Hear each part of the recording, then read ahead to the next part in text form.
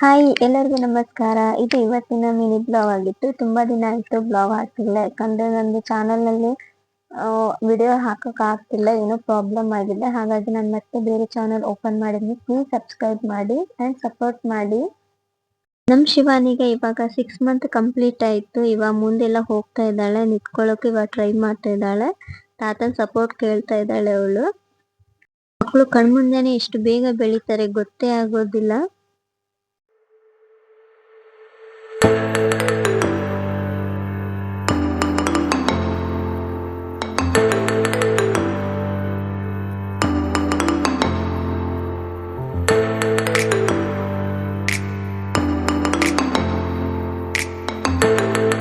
ಸಂಜೆ ಎಲ್ರು ಒಟ್ಟಿಗೆ ಇದ್ದೀವಿ ಅಂತ ಮಸಾಲ ಪುರಿ ಮಾಡಕ್ ಹೇಳಿದ್ರು, ಹಾಗಾಗಿ ಮಾಡ್ತಾ ಇದ್ದೆ.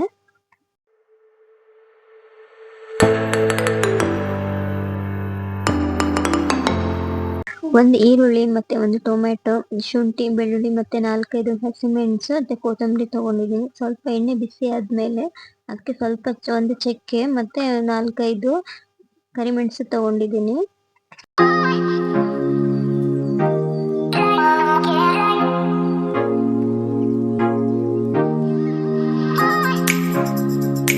ಮಾಡಿರೋದನ್ನೆಲ್ಲ ಹಾಕಿ ಫುಲ್ ಹಸಿ ವಾಸನೆ ಹೋಗೋವರೆಗೂ ಹುರ್ಕೊಳ್ಬೇಕು. ಹುರ್ಕೊಂಡ್ರೆ ಬ್ರೌನ್ ಕಲರ್ ಆಗಿದೆ. ಸ್ವಲ್ಪ ತಣ್ಣಗಾದ್ಮೇಲೆ ನಾನು ಜಾರಿಗೆ ಹಾಕೊಳ್ತಾ ಇದ್ದೀನಿ. ಜಾರಿಗೆ ಹಾಕುವಾಗ ಅದಕ್ಕೆ ಸ್ವಲ್ಪ ಕೊತ್ತಂಬರಿ ಮತ್ತೆ ಪುದೀನ ಹಾಕೊಳ್ತಾ ಇದ್ದೀನಿ.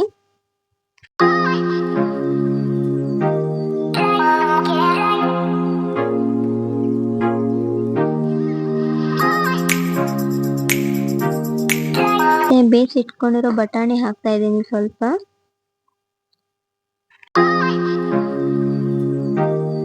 ಮಸಾಲೆ ತುಂಬಾ ತಿಕ್ಕಾಗಿ ಬಂದಿದೆ. ಆಮೇಲೆ ಆಲೂಗಡ್ಡೆನೆಲ್ಲ ಬೇಯಿಸ್ಕೊಂಡು ಸ್ಮ್ಯಾಶ್ ಮಾಡಿ ಇಟ್ಕೊಂಡಿದ್ದೀನಿ. ಎಣ್ಣೆಲ್ಲ ಕಾದ್ಮೇಲೆ ಪೂರಿನೆಲ್ಲ ಕರ್ಕೊಳ್ತಾ ಇದ್ದೀನಿ.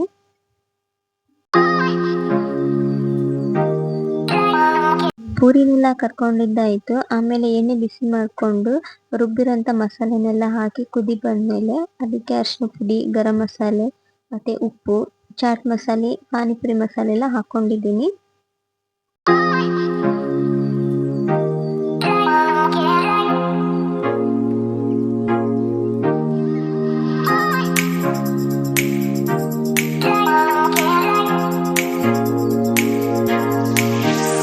ಐದು ನಿಮಿಷ ಬಿಟ್ಟು ಕುದಿ ಬಂದ್ಮೇಲೆ ಬೇಯಿಸಿಟ್ಟಿರುವಂತ ಬಟಾಣಿ ಮತ್ತೆ ಆಲೂಗಡ್ಡೆ ಎಲ್ಲ ಹಾಕಿದ್ದೀನಿ. ಅದು ಹಾಕಿದ ತಕ್ಷಣ ಈ ತರ ಗಟ್ಟಿ ಬಂದಿದೆ. ನಮ್ಗೆ ಎಷ್ಟು ಬೇಕೋ ಅಷ್ಟು ನೀರು ಹಾಕೊಂಡು ಸ್ವಲ್ಪ ಕುದಿ ಬರೋವರೆಗೂ ಬಿಡ್ಬೇಕು.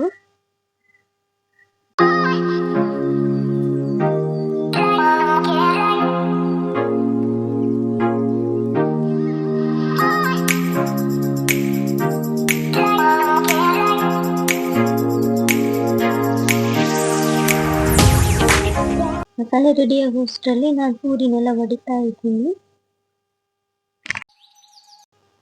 ಹೊಡೆದಿರೋಂಥ ಪೂರಿಗೆಲ್ಲ ಮಸಾಲೆ ಹಾಕಿ ಮೇಲೆ ಈರುಳ್ಳಿ, ಟೊಮ್ಯಾಟೊ, ಕೊತ್ತಂಬರಿ ಮತ್ತೆ ಖಾರ ಎಲ್ಲ ಹಾಕಿ ರೆಡಿ ಆಯ್ತು. ನೋಡೋಣ ಬನ್ನಿ ಮನೆಯವರು ತಿಂದು ಹೇಗೆ ಹೇಗಿದ್ದಾರೆ ಅಂತ. ಅಪ್ಪು ಚೆನ್ನಾಗಿತ್ತಾ? ಚೆನ್ನಾಗೈತಿ. ಗೊಂಬ ಮಸಾಲೆ ಪುರಿ ಹೆಂಗಾಗೈತಿ? ಸೂಪರ್ ಆಗೈತಾ?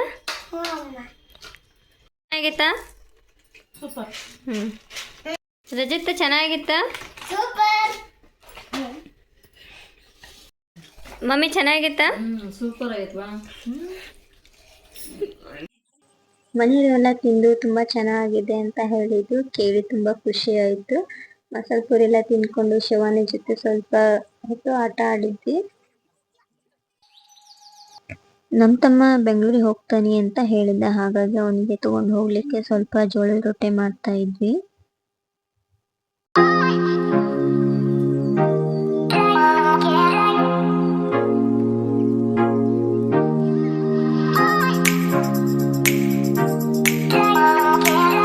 ನಮ್ ಕೃಷ್ಣ ಕಾಲಿಗೆ ಗ್ಲಾಸ್ ಹಚ್ಕೊಂಡು ತುಂಬಾ ನೋವು ಮಾಡ್ಕೊಂಡ್ಬಿಟ್ಟ, ಸುಮ್ನೆ ಮಲಗಿಬಿಟ್ಟಿದ್ದಾನೆ ಅವನು.